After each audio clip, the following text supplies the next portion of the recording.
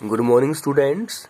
This is Civics, class 9th, chapter 2, the constitutional design, and this is going to be our 5th class on this chapter.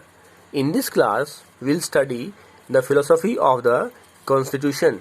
हमारे संविधान की जो दर्शन है उसको हम समझेंगे.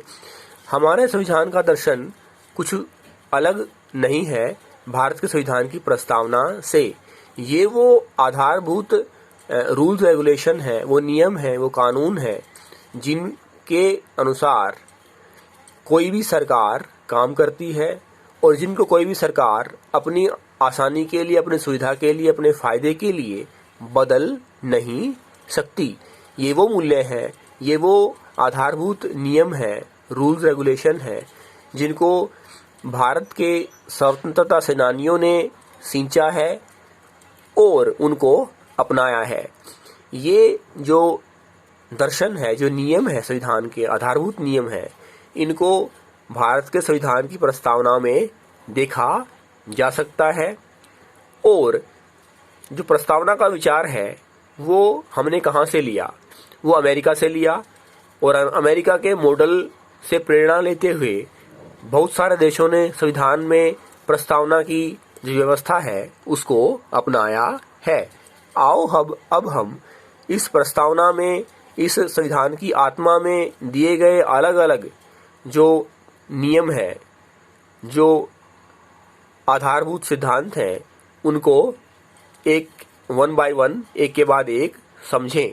है we the people of India. इसका अर्थ है हम भारत के लोग संविधान को स्वीकार करते हैं और ये संविधान भारत के लोगों के द्वारा, चुने गए लोगों के द्वारा स्वीकार किया गया है, बनाया गया है, न कि किसी राजा या बाहरी शक्ति के द्वारा, बाहरी देश के द्वारा. दूसरा, सोवरन. भारत के लोग भारत में सबसे ऊपर है. जो जनता है वो सर्वोपरि है, न कि कोई सरकार का कोई व्यक्ति या कोई बाहरी देश. सोशलिस्ट. इसका अर्थ है उत्पादन और वितरण के साधनों पर जो समाज है उसका अधिकार होगा और सामाजिक आर्थिक भेदभाव नहीं होगा. उसके बाद है सेक्युलर, धर्मनिरपेक्ष, जिसका अर्थ है कि हमारे देश का कोई राजकीय धर्म नहीं होगा, सरकार सब धर्मों को समान महत्व देगी. उसके बाद है डेमोक्रेटिक, यानी लोकतांत्रिक.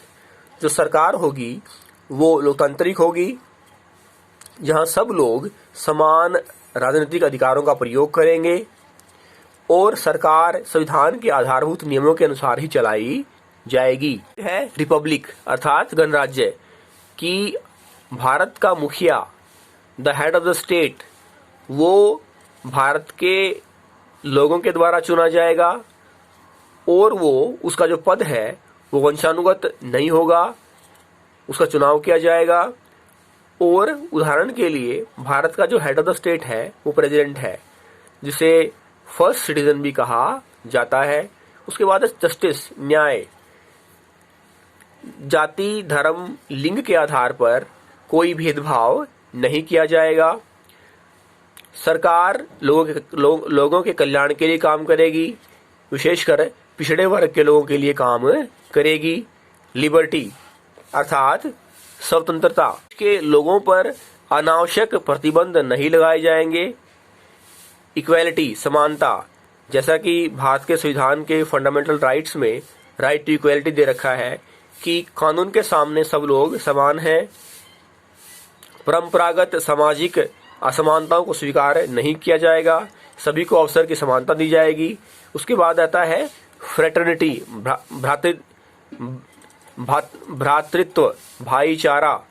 सब लोग, भारत के सब लोग एक परिवार के सदस्य हैं और कोई आपस में एक दूसरे के साथ दुर्व्यवहार या छोटा बड़ा का व्यवहार नहीं करेगा. अगली क्लास में हम इंस्टीट्यूशनल डिज़ाइन के बारे में, संस्थागत जो ढांचा है उसके बारे में पढ़ेंगे. थैंक्स.